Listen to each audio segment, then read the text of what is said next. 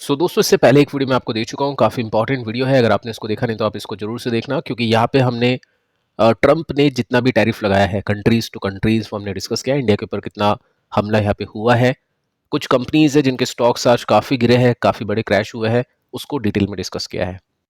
अब दोस्तों शुरू करते हैं कंपनीज के साथ में, जिसमें पहली कंपनी है डी मार्ट। अब डी मार्ट को लेकर दोस्तों एक काफ़ी बड़ी अपडेट है। जैसे कि आपको पता ही है कि क्वार्टर 4 के लिए डी मार्ट सबसे पहले अपनी सेल्स को बताएगा, हर क्वार्टर की तरह। और उसके बाद में क्या होगा, रिएक्शन होगा कल के दिन स्टॉक के प्राइस में। अभी पिछले कुछ दिनों में आपने नोटिस किया होगा कि स्टॉक का जो प्राइस है ना, वो ऊपर जाने की कोशिश कर रहा है। तो ऐसे में क्या होता है, एक्सपेक्टेशन होती है इन्वेस्टर्स की कि हो सकता है नंबर्स अच्छा है, सेल्स का डेटा अच्छा है। क्योंकि पिछली बार हमने देखा था कि स्टॉक सेल्स के डेटा से पहले काफ़ी बड़ा क्रैश देकर बंद हो चुका था, उसके बाद में डेटा भी काफ़ी खराब आया था। अब देखो सिचुएशन कुछ ऐसी है कि इस क्वार्टर में, मार्च क्वार्टर में 14,462 करोड़ की सेल्स है। पिछले साल 12,393 करोड़ की सेल्स थी, और उससे पिछले साल 10,337 करोड़ की, और उससे पिछले साल 8,606 करोड़ की। तो इनसे अभी हमको लेना देना है नहीं। हम यहाँ से कंपेयर करेंगे कि पिछले साल से इस साल कितनी सेल्स कंपनी ने की है, तो कितनी बढ़ोतरी है। तो परसेंटेज में देखते हैं। तो परसेंटेज में दोस्तों आपको पता चलेगा कि 17% यानी 17% के साथ में वाई ऑन वाई बेसिस में डीमार्ट की सेल्स बढ़ चुकी है।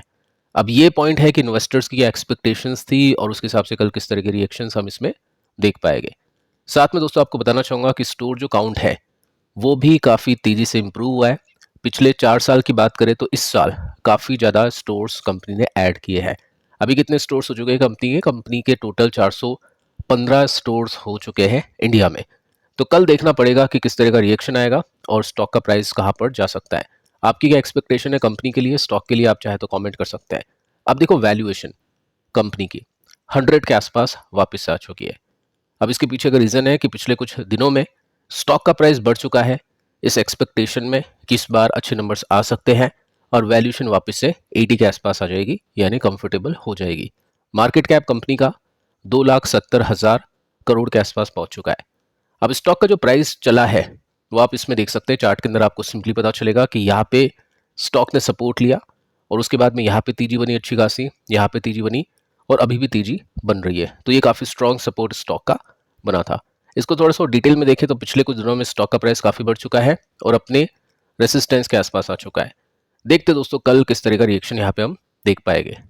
अब इसके बाद में दोस्तों बात करते हैं एस्ट्रल पाइप्स को लेकर। इसके लिए आपके काफ़ी सारे क्वेश्चंस कमेंट आते हैं, क्योंकि स्टॉक के प्राइस काफ़ी नीचे आ चुके हैं।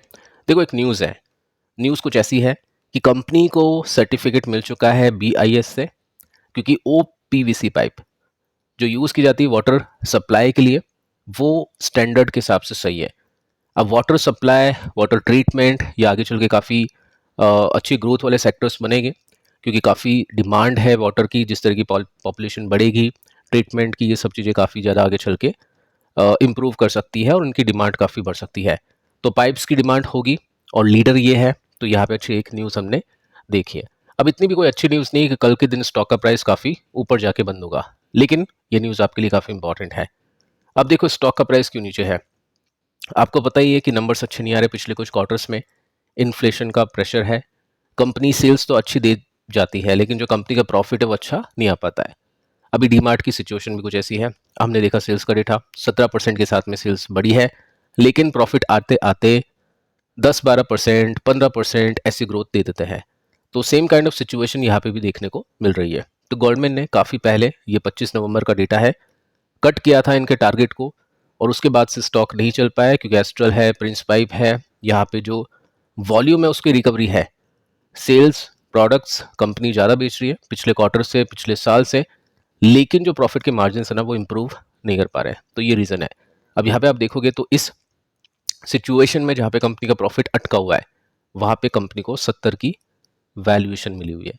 तो 70 का पी मतलब ग्रोथ होनी चाहिए, और ग्रोथ कंपनी अगर नहीं दे पाएगी तो वो वैल्यूएशन सस्टेन नहीं होती है और स्टॉक के प्राइसेस नीचे आते हैं। अभी मैं आपको बताना चाहूँगा, जिसके अंदर आप देख सकते हैं कि यहाँ पे जो प्रॉफिट है 500 करोड़ के आसपास अटका हुआ है। और पहले दोस्तों जो कंपनी की सिचुएशन थी वो कुछ ऐसी थी कि कंपनी के प्रॉफिट के मार्जिन्स हर 2-3 साल में इम्प्रूव करते जाते थे।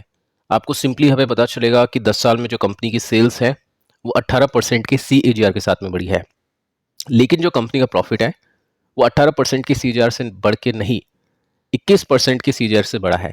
यानी कंपनी की प्रॉफिट सेल से ज़्यादा बढ़े हैं, तो मार्जिन पे इंप्रूवमेंट है।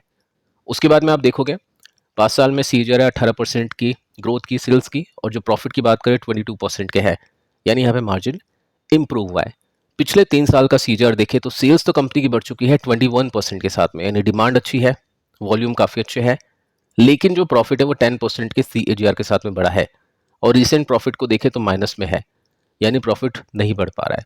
तो प्रॉब्लम है प्रॉफिट के अंदर, क्योंकि इन्फ्लेशन का प्रेशर है। अब देखते हैं दोस्तों Q4 में कैसे रिजल्ट आते हैं, क्योंकि सब कुछ जो डिपेंड करेगा इस कंपनी के लिए वो Q4 के रिजल्ट्स के साथ में ही डिपेंड करेगा, क्योंकि इन्वेस्टर्स की जो एक्सपेक्टेशन है बहुत ही खराब है, क्योंकि पिछले 3-4 क्वार्टर से कंपनी के नंबर्स काफ़ी खराब आ रहे हैं, और उसी की वजह से आप देखोगे तो स्टॉक का जो प्राइस है वो भी काफ़ी नीचे है, ऊपर से काफ़ी टूट चुका है। और ये जो तेजी बनी है ये पी एक्सपेंशन की वजह से बनी है। ऐसी तेजी की एक्सपेक्टेशन अभी इन्वेस्टर्स नहीं करेंगे, लेकिन चलो ठीक है, यहाँ से कंपनी अच्छा कर सकती है अगर रिजल्ट अच्छे आते हैं तो। अब ये एक जोन पे आ चुका है जहाँ पे पहले भी स्टॉक ने काफ़ी अच्छी तेजी पकड़ी थी। लेट्स सी कि ये सपोर्ट मेंटेन रहता है या फिर नहीं। अभी क्या सिचुएशन है दोस्तों, अभी तो कोई अच्छी सिचुएशन यहाँ पे नहीं है। चार्ट का पैटर्न आप देखोगे तो डाउन ट्रेंड के अंदर ही आपको दिखाई दे जाएगा। नेक्स्ट जो कंपनी है इसका नाम है जियो फाइनेंशियल सर्विसेज। अब इसको लेकर भी एक न्यूज़ है। आपको बताइए ब्लैक रॉक के साथ में इसका टाई अप हो चुका है, जॉइंट वेंचर हो चुका है, और उसकी वजह से कंपनी म्यूचुअल फंड इंडस्ट्री में एंटर कर रही है। साथ में हम देखें तो पेमेंट सेक्टर के अंदर भी कंपनी एंटर कर रही है। तो कंपनी ने कहा है कि टोटल इन्वेस्टमेंट इन जियो ब्लैक रॉक पहुंच चुका है 845 मिलियन रुपीज़ का, और कंपनी और जो ब्लैक रॉक है दोनों मिलकर 665 मिलियन रुपीज़ का इन्वेस्टमेंट करेगी जॉइंट वेंचर के अंदर। तो अभी दोस्तों हम इस कंपनी के ऊपर बातचीत करें तो आपको पता ही ये जो कंपनी है अभी के समय प्रॉफिटेबल इतनी कुछ खास नहीं है, ग्रोथ इतनी कुछ खास नहीं है। रिलायंस का डिविडेंड मिलता है तो कंपनी के प्रॉफिट में वो आ जाता है, क्योंकि रिलायंस इंडस्ट्रीज़ की होल्डिंग है इसके पास में। तो अभी यहाँ पे कंपनी का बिजनेस कुछ खास नहीं है, लेकिन फ्यूचर के हिसाब से इन्वेस्टर्स इसको देखने की कोशिश करते हैं, और फ्यूचर में अगर ये कंपनी अच्छा करती है तो काफ़ी अच्छे मुनाफे यहाँ पे बन सकते हैं, क्योंकि इसके पास में डीप पॉकेट का मोट है, पैसे काफ़ी है। मतलब रिलायंस इंडस्ट्रीज़ के पास में ये चीज़ आपको बताइए, तो हो सकता है आगे चल के कनेक्शंस, पैसे और जो नेटवर्क है उसकी वजह से कंपनी काफ़ी अच्छा कर पाए। इसी की एक्सपेक्टेशन में इसको जो वैल्यूएशन है वो अच्छी खासी मिली हुई है। अब ये 91 की वैल्यूएशन आपको दिखेगी दोस्तों, ये रियल वैल्यूएशन इसकी नहीं है।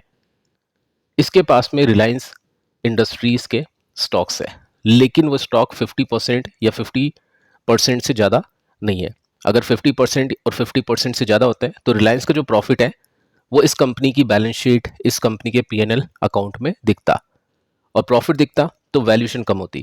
लेकिन रिलायंस के स्टॉक 50% से कम है, तो रिलायंस का प्रॉफिट इसके प्रॉफिट में नहीं दिखेगा, लेकिन एक्चुअली रिलायंस की होल्डिंग का फ़ायदा तो उसको मिलना चाहिए, तो प्रॉफिट नहीं दिखेगा, इस वजह से वैल्यूएशन ज़्यादा दिखती है। लेकिन रिलायंस के स्टॉक इसके पास में है, तो रिलायंस का मार्केट कैप भी इसके पास में आना चाहिए, इस वजह से यहाँ पे मार्केट कैप ज़्यादा है और प्रॉफिट इतना नहीं है, तब जाके ये वैल्यूएशन आपको ज़्यादा दिखाई देती है। मतलब एक्चुअली इतना महंगा नहीं है स्टॉक, कहने का ये मतलब है। अब देखिए यहाँ पे स्टॉक उस प्राइस पे आ चुका है जहाँ से इसने तेजी पकड़ी थी। ये आपको पता होगा 200 रुपीज़ के आसपास यहाँ पर मोतीलाल ओसवाल ने बाइंग की थी, और मोतीलाल ओसवाल ने बाइंग की, उसके बाद में स्टॉक काफ़ी अच्छा चला था। करेक्शन आता है, स्टॉक वापस उसी लेवल पे आ जाता है, और कुछ हद तक हमको यहाँ पे इसमें रिकवरी देखने को मिल रही है। दोस्तों इसके बाद में नेक्स्ट कंपनी है टाइटन कंपनी। इसको लेकर भी आपके काफ़ी सारे क्वेश्चन आ रहे हैं कि सर स्टॉक 52 वीक के लो पर आ चुका है, तो क्यों आ चुका है, क्या उसके पीछे का रीज़न है। तो किसी को नहीं पता है, तो स्टॉक ने अभी 1 साल का लो लगाया था, वहाँ से थोड़ी सी रिकवरी इसमें देखने को मिली थी, और 52 वीक का लो जब भी कंपनी का स्टॉक लगाती है तो इन्वेस्टर्स वहाँ पे एक्टिव हो जाते हैं, क्योंकि स्टॉक के जो प्राइसेस है वो काफ़ी सस्ते में अवेलेबल होते हैं 1 साल के लो पर। अब देखो यहाँ पे लो लगने के पीछे का रीज़न आपके सामने है, आप देख सकते हैं यहाँ पे 52 वीक का लो लगा है, और उसके पीछे है रीज़न कि हो सकता है कंपनी आगे चल के स्ट्रगल करे। कैसे कर सकती है, क्योंकि आपको बताइए, मैंने आपको काफ़ी पहले बताया था कि टाइटन के पास में कर्जा काफ़ी ज़्यादा है, ट्रेंट के पास में कर्जा काफ़ी ज़्यादा है, क्योंकि ये कंपनी क्रेडिबल कंपनीज है, इनको पैसे दे देते हैं बैंक्स, क्योंकि वापस पैसे आने की उम्मीदें काफ़ी होती है। टाटा का ब्रांड है, टाटा का ग्रुप है, तो ये कंपनी धोखेबाजी नहीं करती है।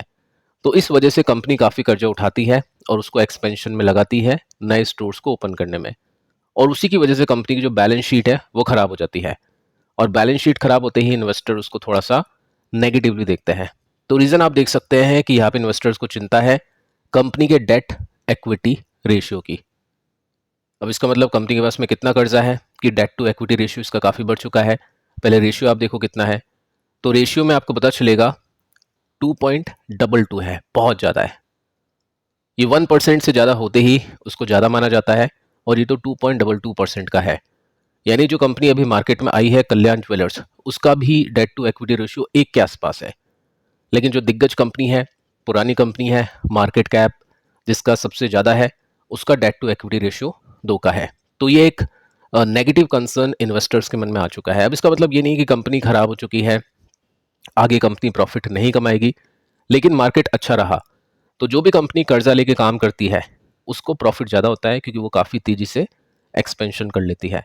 जैसे डीमार्ट तेज़ी से एक्सपेंशन नहीं कर पाता है क्योंकि वो कर्जे लेकर काम नहीं करता है, लेकिन ये जो कंपनीज है वो तेजी से एक्सपेंशन कर लेती हैं क्योंकि कर्जे के दम पे काम करती है।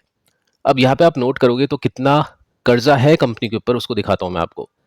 देखो पहले एक टाइम था 2014, 15, 16, 17, 18, इसमें कंपनी की बोरिंग्स यानी कर्जा 800 करोड़ का, कम होता है 100 करोड़ का, 113, 1800, 1600, इस रेंज में चलता था।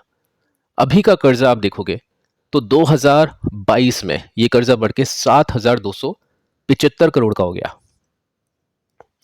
उसके बाद में 23 में 9,300 करोड़ का, 24 में तो हद पार हो गई 15,000 करोड़, और सितंबर की बात करें तो 21,000 करोड़ का कर्जा है कंपनी के पास में।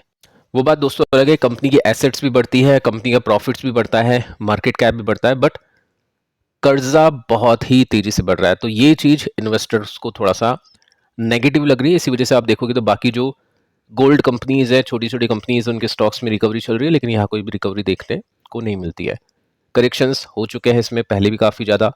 अभी की सिचुएशन देखें तो यहाँ पे एक लो बना, उसके बाद में दूसरा लो नीचे बना, अभी और नीचे बना, तो टोटल कंपनी का स्टॉक डाउन ट्रेंड में है, जिसके लिए इन्वेस्टर्स अभी Q4 के आने का वेट कर रहे हैं। और साथ में आपको सेल्स की भी अपडेट इसमें मिलेगी, जिस तरह से डीमार्ट की मिल चुकी है। तो देखिए दोस्तों, इस वीडियो में इतना ही। पिछले वीडियो को आप देख लेना जरूर से, और चैनल पर न्यू हो तो सब्सक्राइब भी कर लेना। मिलते हैं अगले वीडियो में, तब तक के लिए बाय बाय।